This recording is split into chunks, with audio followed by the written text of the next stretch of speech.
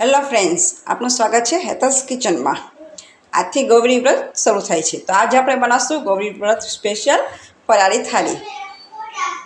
ફરાળ બનાવવા માટે મેં લીધું છે એક બટેટું, એક નાની વાટકી સાંબો, એક વાટકી ખાંડ, થોડુંક ઘી, કાજુ બદામના ટુકડા, રાજગરાનો લોટ, 1/4 લીટર જેવું દૂધ, લીલા ધાણા, ટમેટું, તીખા મરચાં અને અડધું લીંબુનું ફાટું. તો ચાલો આપણે ફરાળ બનાવવાની શરૂઆત. મેં અહીં બટેટાની છાલ ઉતારી લીધી છે. હવે આપણે બટેટાને નાના નાના ટુકડામાં કટ કરી લઈશું. ગૌરી વ્રતમાં મોરું ખાવાનું હોવાથી આજે આપણે નમક વગરની સ્પેશિયલ થાળી બનાવશું. આ રીતના આપણે આખું બટેટું કટ કરી લઈશું. આપ જોઈ શકો છો કે બટેટાના નાના નાના ટુકડા કરી લીધા છે. હવે આપણે તેમાં 1 ગ્લાસ પાણી એડ કરીને થોડીક વાર માટે રહેવા દેશું, જેથી કરીને તેનો બધો સ્ટાર્ચ દૂર થઈ જાય. હવે આપણે ફરાળ વઘારવાની તૈયારી કરીશું. હવે આપણે એક પેન લઈશું, તેમાં આપણે 2 ચમચા જેટલું તેલ ઉમેરીશું. તેલને સારી રીતે થવા દઈશું. તેલ આપણું ગરમ થઈ ગયું છે, તો આપણે તેમાં 1 ચમચી જીરું ઉમેરીશું. પછી નાખશું મીઠો લીમડો. જીરું સારી રીતે સતરાઈ જાય પછી આપણે એડ કરીશું લીલા મરચાં. પછી તેને થોડીક હલાવી લઈશું. પછી આપણે એડ કરીશું ટમેટાં. ટમેટાને આપણે થોડી વાર રહેવા દઈશું.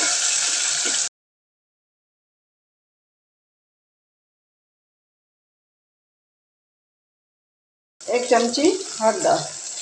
ઘણા લોકો વ્રતમાં હળદર નથી ખાતા. જો ન ખાતા હોય તો આપણે સ્કીપ કરી દેવું. હળદરને સારી રીતે મિક્સ થઈ જાય પછી આપણે એડ કરીશું બટેટા.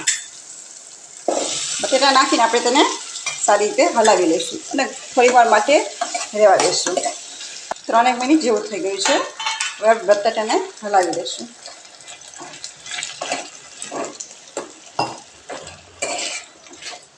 આપ મારો વિડીયો છેલ્લે સુધી જોજો, પછી આપને ખ્યાલ આવશે કે આજે આપણે ફરાળમાં શું બનાવવાના છીએ. હવે એડ કરીશું થોડુંક પાણી. અહીં મેં 1 ગ્લાસ જેટલું પાણી એડ કર્યું છે. હવે આપણે તેને ઢાંકી દઈશું અને ધીમા તાપે ચડવા દઈશું. ફરાળ થાય છે ત્યાં સુધી આપણે ખીર બનાવી લઈશું. તો એક પેનમાં આપણે થોડુંક ઘી એડ કરીશું. ઘી સારી રીતે ઓગળી જાય પછી તેમાં આપણે કાજુ બદામ ઉમેરીશું. પછી તેને ગોલ્ડન બ્રાઉન થાય ત્યાં સુધી તેને સાતળી લઈશું. આપ જોઈ શકો છો કે કાજુ બદામ સારી રીતે સતરાઈ ગયા છે. આપણે તેને એક વાટકામાં કાઢી લઈશું. હવે આપણે પેનમાં દૂધ એડ કરીશું. મેં અહીં 1/4 લીટર જેવું દૂધ લીધેલું છે. દૂધને આપણે હવે સારી રીતે ઉકળવા દઈશું. પછી તેમાં ખાંડ એડ કરીશું. આપ જોઈ શકો છો કે દૂધ સારી રીતે ઉકળી ગયું છે. આપણે તેમાં ખાંડ એડ કરી દઈશું અને તેને પાછું હલાવી દઈશું. ફ્રેન્ડ્સ, જો આપ મારી ચેનલ પર નવા હો તો મારી ચેનલને સબસ્ક્રાઈબ કરજો અને મારા વિડીયો પૂરા અવશ્ય જોજો. મને અહીં ખાંડનું પ્રમાણ થોડું ઓછું લાગ્યું છે એટલે તો થોડીક પાછી ખાંડ એડ કરું છું. આપ તમારા સ્વાદ પ્રમાણે ખાંડ એડ કરી શકો છો. દૂધ ઉકળી ગયું છે. આપણે તેમાં સાંબો એડ કરી દઈશું. ઘણાને એમ થતું હોય છે સાંબો એટલે શું? સાંબો એટલે મોરૈયો. ઘણાને મોરૈયા નામથી પણ ઓળખે છે. હવે તેને આપણે હલાવી લઈશું અને તેને મીડિયમ ગેસ ઉપર 10 મિનિટ માટે રહેવા દઈએ. વચ્ચે વચ્ચે આપણે થોડુંક હલાવતા રહીશું. ખીર તૈયાર થાય છે તો આપણે હવે બટેટા ચેક કરી લઈશું. આપ જોઈ શકો છો કે બટેટા આપણા ચડવા આવ્યા છે. હવે તેને 5 મિનિટ માટે રહેવા દઈશું. 5 મિનિટ જેવું થઈ ગયું છે. આપણે ફરાળ ચેક કરી લઈશું. આપ જોઈ શકો છો કે આપણું ફરાળ તૈયાર છે. હવે આપણે તેમાં એડ કરીશું લીલા ધાણા અને ફરાળને ઢાંકીને ફરાળ આપણું થઈ ગયું છે અને ખીર ચડે છે ત્યાં સુધી આપણે હવે રાજગરાનો લોટ બાંધી લઈશું. 1/2 ચમચા જેટલું મોણ નાખશું. પછી તેને સારી રીતે મિક્સ કરી દઈશું. હવે તેમાં થોડું થોડું પાણી એડ કરતા જશું અને લોટ બાંધતા જશું. ફ્રેન્ડ્સ, વિડીયો છેલ્લે સુધી જોજો, સ્કીપ ના કરતા, તો જ આપણે ખ્યાલ આવશે કે આપણે રાજગરાના લોટનું શું બનાવીશું. કેમ કે આમાંથી થેપલાઈ બની શકે, પૂરી બની શકે અને રોટલી પણ થઈ શકે છે. અને મેં ઘણી વસ્તુ તમને એમાં તો બતાવી નથી, માટે આપણે લાસ્ટ તક અમારો વિડીયો જરૂર જોજો. લોટ આપણો સારી રીતે બંધાઈ ગયો છે. હવે આપણે તેને તેલવાળો કરીને થોડીક વાર માટે રહેવા દઈશું. હવે લોટને આપણે 5 મિનિટ માટે રહેવા દઈશું. ત્યાં સુધીમાં આપણે ખીર ચેક કરી લઈશું. 15 મિનિટ જેવું થઈ ગયું છે. આપણે ખીર ચેક કરી લઈશું.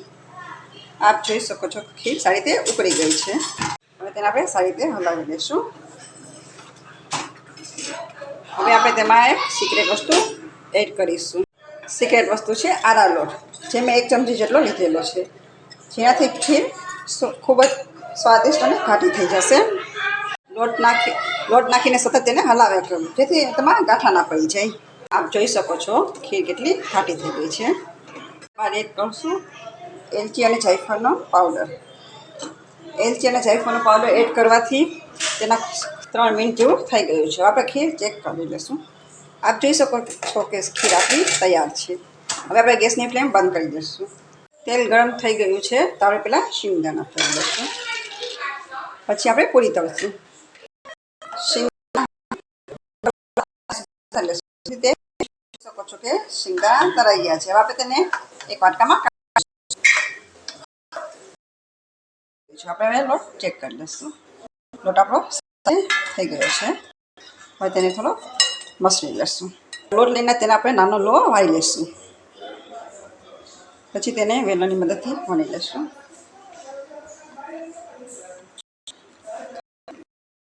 વણાય છે ત્યાં સુધી તેલ ગરમ કરવા માટે મૂકી દીધું છે. આપણે પૂરી કરી લઈશું. એક એક કરીને આવી રીતના બધી પૂરી વણી લઈશું. થોડો થોડો આપણે રાજીનો લોટ વેરતા જશું ને પૂરી વણતા જશું.